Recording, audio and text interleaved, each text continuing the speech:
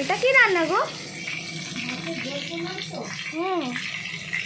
ঝোল করলাম, ডাল করলাম, আর একটুখানি বেগুন আছে, বেগুনের একটু ঝাল করি। ও সর্ষে পোস্ত দিয়ে না, এটা খুব টেস্টি হয়। হলুদ দিয়েছি, টমেটো দিলাম। জল পড়বে না, একদম কম জল দেবে, একদম মানে একটু কষা কষা হবে। একদম কষা, একটু না পুরোটাই কষা কষা হবে। একটু নুন দিলাম,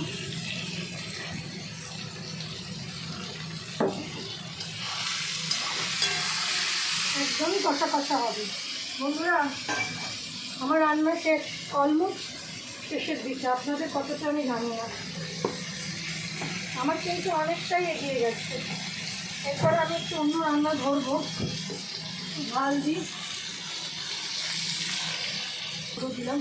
এই লঙ্কাগুলো খুব একটা লঙ্কা ঝাল হচ্ছে না, চিনি দেবো। এটাতে আর গরম জল দেবো না, কারণ এটাতে জলই বেশি লাগছে না, তাই জন্য আর গরম জলটা বানালাম না, কষাতেই হয়ে যাবে। তুমি দিয়ে দিলাম কথা? দিলে চিনি দিলাম না? হ্যাঁ দিলে তো। ভুলে গেছি, তাড়াহুড়ো করছি তো, অফিস বেরোবে, কষ্ট করতে একটুখানি। বেগুন ভাজবে।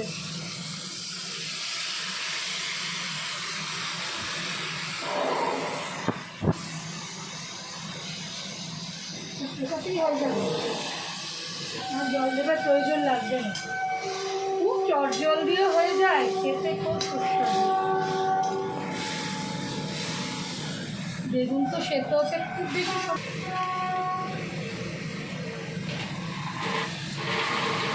শুধু সেদ্ধ সেদ্ধ হয়ে যায়, এক্ষুনি নামিয়ে নেবো। বন্ধু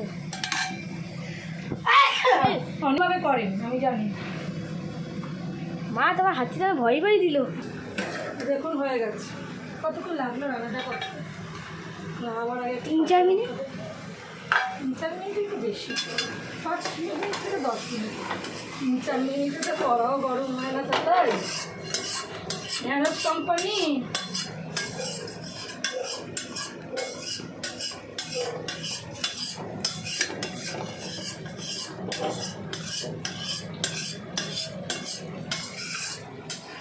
কাঁচা লঙ্কাটা দিয়েছি তো, তাই একটু বাংলা হয়ে গেছে। বন্ধ করে দেবো, কাঁচা লঙ্কাটা একটু নাড়িয়ে দিই, কাঁচাটা বেরিয়ে যাক, ঝালটা একটু, তারপর নামানো।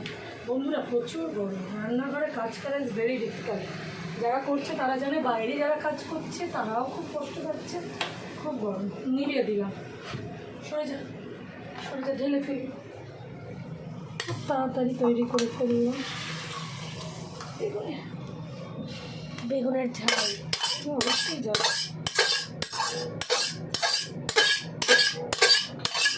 একটু ভাতটা সরা, এটাতে আমি আলাদা করে ওপর থেকে তেল দেবো না, কেন তেলটা অলরেডি আমি এটা প্রথমেই বসিয়েছিলাম, তেল দিয়ে